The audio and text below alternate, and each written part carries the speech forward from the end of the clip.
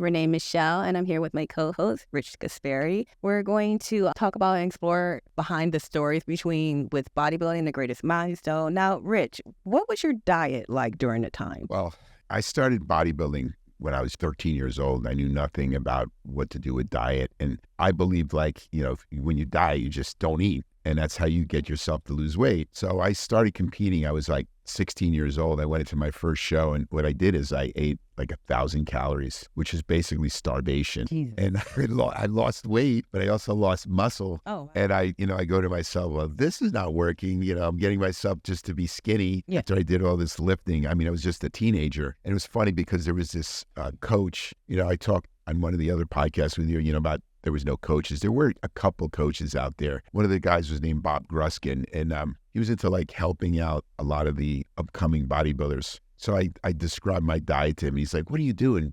You're starving yourself. You do have to eat. And what I learned from Bob Gruskin is you have to eat frequently, which is followed up to today, as you talked about that you're on a diet of 6 meals a day. You have to eat every 2 hours. Yeah. You have to have a high protein diet, at least 1 gram of protein per pound of body weight. That is true. You have to look at the carbohydrates you're taking in. You have to cut out all refined sugars.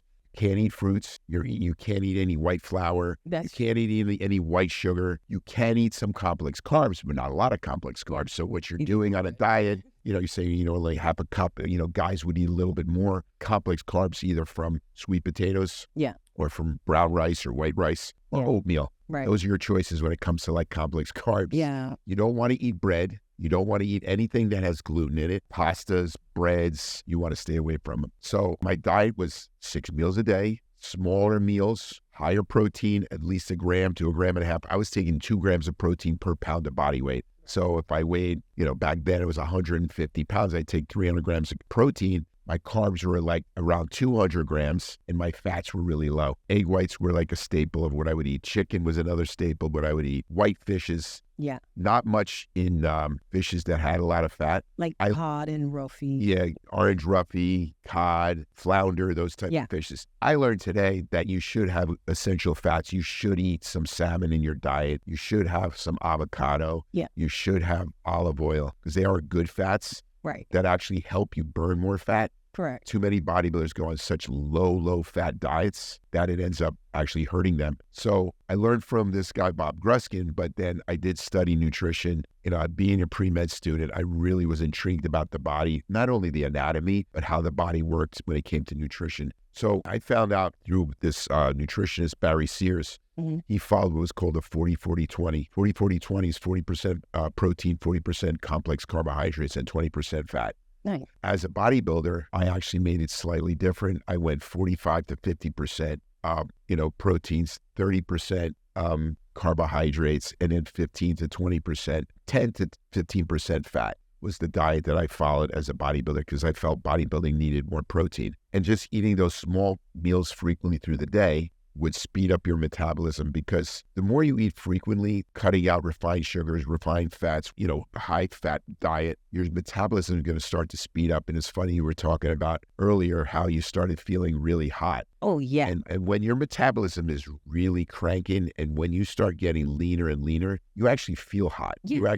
You're in bed and you can start sweating. Oh, that happened to me. That's just happened to me not too long ago. I there was something wrong with me. I thought I was getting sick or something. I was am I getting a cold sweat? I don't know. What's going on? And that's just your body, metabolism getting faster. Yeah. And that's a good thing, because you got to think of it. When you're burning calories, just like burning wood in a fire. Right. What happens? The more wood you put into the fire, the hotter it gets. Right. The faster you're burning calories, the hotter your body gets. Yeah. So you actually are like a furnace burning. Right. And I'm drinking water constantly throughout the night, and even eating ice. That's crazy as it sounds. I have a tendency to eat ice too, because it was cooling me down. Yes, because you want to cool yourself down. But it actually, the more calories it's just like if you have a fever, you're going to burn more calories. Right. You're going to lose weight. That's why anytime you have the flu, you end up losing weight. Right. Your metabolism is getting faster because of the heat. Man, the heat, night sweats or whatever is kicking my butt.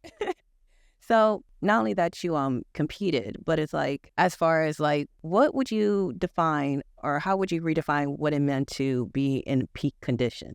Well, for me, I was told I don't have the genetics because I wasn't tall enough, or I didn't have the wide enough shoulders. beat a lot of the, other bodybuilders. So for me, I treated bodybuilding as a science. Right. I looked at it where, if I was training my body, I was saying, okay, what are my weak points? And I was very analytical and looking like, okay, I need wider shoulders. So I'm going to focus on my delts. I'm going to put more muscle on my side delts, doing more exercises like side laterals to really build the side delts. Or I was focusing on making my waist smaller. I had a slightly thick waist. So what I had to do is really not use any weights, when doing any type of abdominal training. Right. I also found out that, doing heavy deadlifts, you use your obliques, so you can actually make your waist look thicker. If you're doing squats, you can make your waist look thick if you have a slightly thicker waist. So I kind of cut those exercises out. Oh, I didn't know. So I was basically resculpting my body so that I made my shoulders wider. Right. I tried to give the illusion of my waist smaller. I had my legs were one of my strong body parts. So you had that like V taper, or we call the X frame. You want to have a, X where it goes down and then your legs come out. So it's more of an X frame. And that was all done through like being very analytical and examining how my body looks. Some guys, like when they train, they may have like great arms, but they just keep training their arms, not training their legs. Yeah. I treated bodybuilding like, what are my weak points? My strong points were my chest, my legs. So I actually could cut back on my legs, not have to train chest as hard, focus on my delts, focus on my back to get wider, focus on my arms to get them bigger. And then it came to diet. What I wanted to really do is, what was the thing that would differentiate myself from the other bodybuilders? And that was conditioning. If I can come in ultra shredded, bringing my body fat down as low as I could, I would set a standard in the sport that no one had ever done. And studying nutritionists like Barry Sears, looking at how the body worked, I was like, okay, what am I going to do to get my body even more ripped? I talked about earlier, like I cut out gluten. Gluten makes you hold water. I made sure that I had no foods that contained gluten. I actually did some things differently. I did what's called carb cycling, where I would do a low carb diet, say, go down to say 100, 150 grams of carbs and raise my proteins up so that I had higher proteins and slightly higher fats. But then say I would do 3 to 4 days of low carbs. And then my 5th day, I'd reintroduce carbs, but just complex carbs. That would be brown rice, sweet potatoes, oatmeal, and bring my carbs up to say 300, and then but bring my protein slightly down. What those carbohydrates did is they actually sped up my metabolism. Oh. They actually filled the muscle with glycogen, because your muscles are filled basically with water and glycogen. Glycogen is a sugar. Your body converts glucose to glycogen to go into the muscle. Carbohydrates convert from what they are, complex carbohydrates, eventually to glucose and then glycogen in the muscle. So even though you're trying to get cut, you want to have this look of the muscles looking full. Right. So I would basically go on low carbs to get my body fat lower and lower, but then also use carbohydrates to fill the muscle. So like a balloon, if I was able to burn all the fat and then fill up my muscle with low fat, it would actually stretch the skin so the muscle would look bigger. Right. And that's kind of what I was able to do. But I would log all of this, in a notebook every day, what I was doing, if my body weight changed, my attitude, my energy levels. Right. And this is how I treated like going into a show, like it was an experiment, like a science experiment. Right. Yeah. Well, I mean, you were known for like, your shredded looks and like your striations and everything like that. But so it's like, what inspired you to have like the conditioning for that? Well, I was told that I wouldn't go far in bodybuilding. Even as a teenager, I would never turn pro. I ended up getting my pro card at only 21 years old. Nice. And when I turned pro, they said I wouldn't go far from there. By 22 years old, I came third in the Mr. Olympia, which was unheard of. The reason I got into that, where I was able to play so high, is I looked at what was going to differentiate me from the other bodybuilders. Right. And the one thing I was able to do is I had really thin skin. I had a fast metabolism. I knew that I could get myself in condition more than any other, right. most people, because I could see that my skin would get really thin. So I said, you know what, this is going to make me different. I'm going to have myself to be a lot more conditioned. I trained in a way where I did heavy weights. I did a lot of drop sets. But what really got my muscles harder is like posing, holding poses for like sometimes like 10, 15 seconds, holding a pose. Jesus. And when you hold a pose like so long, it actually just gets the muscle harder. Harder and harder. Harder. So it got me this like conditioned, grainy look that was never seen. So when I would pose, I would do more what I call like popping, where I'd come out and just like, boom, hit the shot. Mm-hmm. Where it would just like hit the shot so hard that you'd see everything just come out so that it would awe the audience. Right. Another thing to get myself to get ahead of my competition, it was posing. Posing is an art, but it also can hide your weak points. If I was slightly wider in the waist than another competitor, Right. if I just twist my waist a little bit, I can make my waist look smaller, in compared to another guy who has better, say, genetic look. Right. But he's not able to really show that look. He's not practicing his posing. So I basically left no stone unturned. I made sure I had a great tan. I made sure I had great color. Made sure I had the right, oil to make myself look good. When, you heard of what's called the compound effect. Yeah. The compound effect is like having multiple things that you do to make yourself look even better. Yeah. So if you have better conditioning, better posing, better aesthetics, you have this attitude on stage that you're a winner. Yeah. You're going on there with a smile. Yeah. You don't sit there straining when you're out there. You're not like looking like it's hard. Yeah. You see, like with the smiley is like, I have a tendency, like the corners of my mouth, they start twitching. And you start to, but that's the thing. You really got to like practice that. And so when you add all the combination of the presentation, like I said, even your hair has to be right. You want to really look great on stage. And when you do all of that, the compound effect makes you look like a champion. And certain guys, I was able to beat guys that were supposed to be known to have great genetics. There was a bodybuilder back in the day called Bob Paris who had this perfect aesthetic physique. I was able to beat him every time because he wasn't able to get into condition. He was a great poser, but he still wasn't able to, he didn't have everything. Yeah. So you want to have everything. So the whole thing is when you get to that really peak, like I got to the Olympia, then you have somebody who's great, who also knows how to pose. Yeah. Then you're going against someone who is genetically superior. Right. Like I said, I went against an 8-time Mr. Olympia. There's only 2 people in the world that did 8 times. Was Lee Haney, that was during my era, and Ronnie Coleman. Those are the 2 bodybuilders. Unfortunately, I was against the guy who ended up being an 8-time Mr. Olympia. So how did you feel like during the time when you stepped on stage going against them? The one thing people ask me is like, do you think you could beat Lee Haney? And I said, yeah, I think I could beat him. Any man is beatable because whether they're, say they're off on their conditioning. Right. Like I said, I was beating guys that had better genetics, but I was able to come in better condition. The thing about Lee Haney is that he was on a mission to beat Arnold Schwarzenegger's record. Arnold had 7 Mr. Olympias. Lee, who had this great genetics, and he was my training partner. This is what's really funny. We lived together.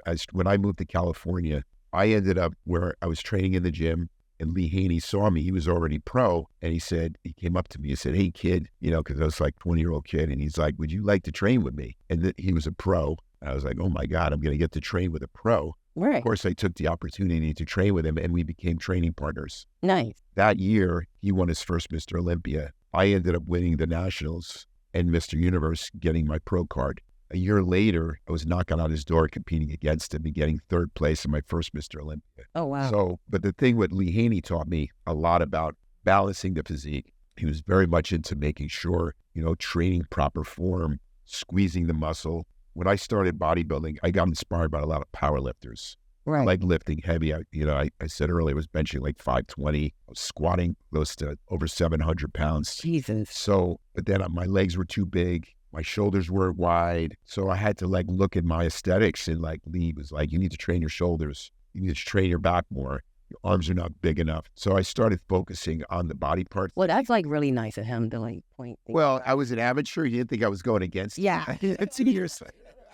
Like, surprise. But he ended up, really helping me. And to this day, I call him my brother because if it wasn't for him, because what happened, I was this kid living in California. Right. I ran out of money. Right. I had no place to live. What happened was I ended up moving in with him. Right. And he was married, and I used this guest room. And now, can you imagine 2 bodybuilders dieting for shows? Right. Or a woman that was cooking everything. He was making all the food, and we were grumpy. And, one time he was like, you're not being nice to my wife. I'm going to kick your ass. He's telling me. Yeah. So I had to apologize to his wife. Oh, man. But, like I said, I'm very grateful because of him. I was able to then turn pro. Right. And because of the knowledge he taught me, I was able to go against him. He would call me Rich the Itch because I was knocking on his door to beat him. And like I said, I had 3 second places against him trying to beat him. And when I was trying to beat him on, it was funny because that era of the sport, he had just unbelievable genetics, great back, small waist. But what I brought into the sport was this conditioning, ultra conditioning, that no one had ever seen. So I set the standard in the sport, but he was still the Mr. Olympia because he was just that great. It seemed like the conditioning became like a major factor in judging. It became a big factor in judging because before people were just judging on size. Right. But then when you looked at diamonds, with a diamond, it could be smaller, but you see all More the clarity. you see all the cuts. Yeah. That's going to look more impressive than a big hunk of a diamond without all the cuts. So it was, one of the bodybuilders, Samir Banu, was a Mr. Olympia. He goes, you were like this cut diamond. You were so just defined. You could see every muscle in your body that when you saw that was so impressive. Right. It was just like a diamond. And that's what he would call me. Might as well take it, embrace it. So after your breakthrough, it seems like the entire sport shifted during that time. So what kind of impact do you think your shredded look had on bodybuilding? It changed the sport entirely. My conditioning set a whole new standard in the sport. So it's funny, people started asking me, like bodybuilders, how do you get straight glutes? What do you do? What are the exercises? Right. I was doing the walking lunges. I was doing reverse lunges before any man used to do that. It was kind of a girly exercise. Right. So I did that exercise. What did I do for diet? I told people I kept a log. I wrote everything down. And it's funny because now other bodybuilders after me followed suit because they read the magazines. Guys like Dorian Yates was, said like the reason I became Mr. Olympia because I read the articles about what you said, how you kept the log. And I did the same thing and get myself to get shredded like that. So it really set a standard that people really paid attention to diet. Mm-hmm. Diet is crucial and critical to get yourself in shape. And it's something more of a science than just like, let me just drop my carbs or let me just drop my calories. There's a lot more to it, right. What type of foods not to eat. I was saying earlier, I was cutting gluten out. People were like staying away from gluten. What foods have gluten? Right. They wouldn't eat any of the gluten, staying with complex carbs, not eating fruits, all these things that bodybuilders were doing to follow, to get themselves to get into the condition. And it was funny because just a couple of years later, everybody was getting straight glutes. All the lunges, all the female lunges. It's just like, when you're running, the fastest, 1 mile. Yeah. Whatever that, I think it's like 5 minutes, 4 minutes, whatever that record is. I can't do it. Once you beat that record. Yeah. Then other people are going to be able to beat it. It gets to that point to be able to get, say, in a certain condition, then everybody was getting into condition. Like actually even more than me, there was a bodybuilder named Renel Jabier who got even more shredded than me. It just ripped to shreds. So it's clear that, if you wanted to win, you had to like bring conditioning as well as size into the factor. Combination of both. And it was funny because bodybuilders, for example, bodybuilders that I can say right now that have the size and the condition, Dorian Yates, Ronnie Coleman, these guys were ripped, but they were also just massive, to get themselves to have striding glutes, ripped back, all these things that you have to stay big. You have to keep a little bit of body fat, but these guys had a combination of rippedness and leanness. So that's pretty much how to like force them to up their own game with having all of that. A lot of bodybuilders, had to up their own game. I was fortunate because a lot of how I got shredded was just genetics, more so than any kind of secret. Yeah. I did work hard. I felt that I worked out really, really hard where most people I had to go through 2 training partners a week because I would burn them out. So I would train and, I did a 6-day cycle where I trained my whole body in 3 days and then do again another cycle of training my whole body in 3 days. So, say it was chest and back one day, shoulders and arms another day, legs. Yeah. So I would do double splits. I would say chest in the morning, back at night, shoulders in the morning, arms at night. Yeah. Legs in the morning, hamstrings, glutes.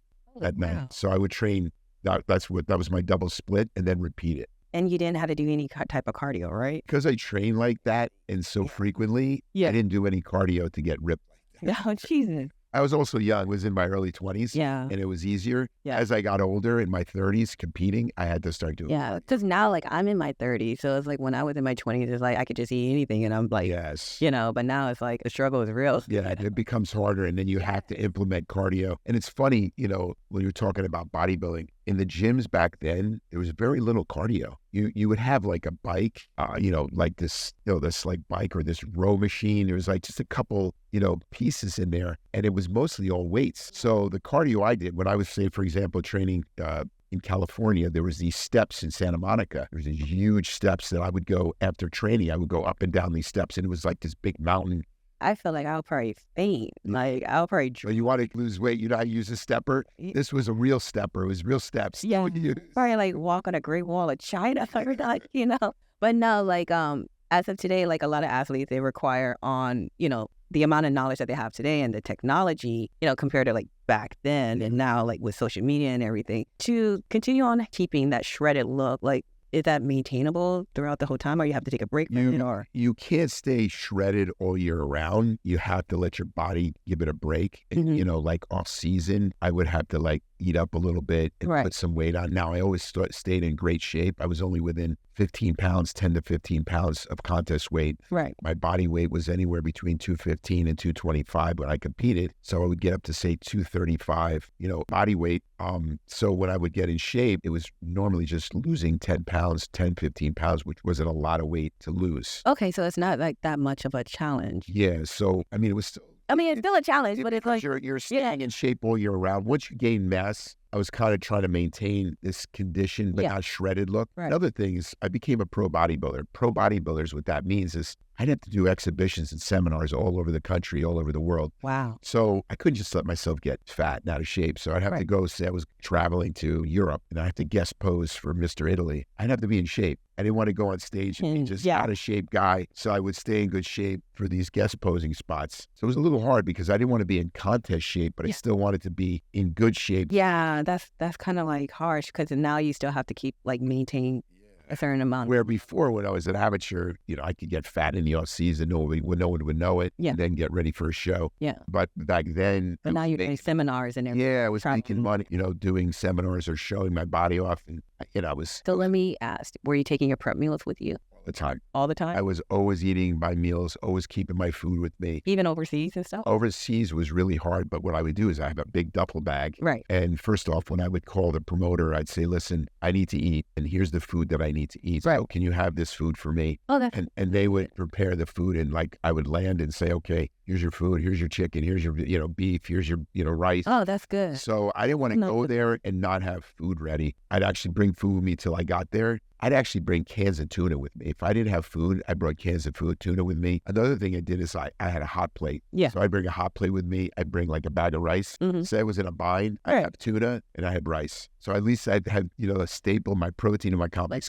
You would have got rice anywhere, or depending on how the week. I was so anal about what I was eating that I was even not buying, it was funny because I was competing in shows. Sometimes I do like 7 shows a month. I would compete. Right. And I was so like anal about eating anything out that I was afraid that if I ate rice, say at a restaurant, they put salt in it. Yeah. I was like, I'm not eating that. I got to make it myself. So you're right. I could probably buy rice. Well, now now they have like instant rice. You could just heat it up or whatever. I wonder that's different though. No, I didn't eat the instant rice. I would still bring parboiled rice with me. Yeah. A bag. Or I would buy it where I would go and then make it in my room. So I didn't want to use I didn't know if they would put oil in the, the food in the restaurant, but I did bring like tuna with me, or I'd make sure when they were cooking chicken that it was just grilled chicken. Yeah. So it was something where, yes, you have to watch what you eat. You have to prep yourself, constantly having food. Oh, yeah. So always having containers of food with you, always having a gallon of water with you. Yeah. So that you're always like... you already see, I already have like a little container in my purse and my... Well, you got 2 weeks for a show, so or less than 2 weeks. Oh, you have to be on par and eating, every 2 hours. Right. And trust me, I already have like rice. When you went off to lunch, I already eating rice and chicken, and I already have my bottle of water and everything. I already went through 2 bottles. I still, even though I don't compete, I still I landed here and I would say, okay, we're going to do the podcast. So I was like, okay, we'll just go. I go, listen, I don't eat. I'm not going to be able to think. Yeah. You have to feed me. I just, yeah. I understand. I understand. All right, Rich, it's so amazing to hear about your impact on the bodybuilding industry and your shredded look, obviously. Thank you for sharing your story. Oh, it's great to be on the show. Yeah.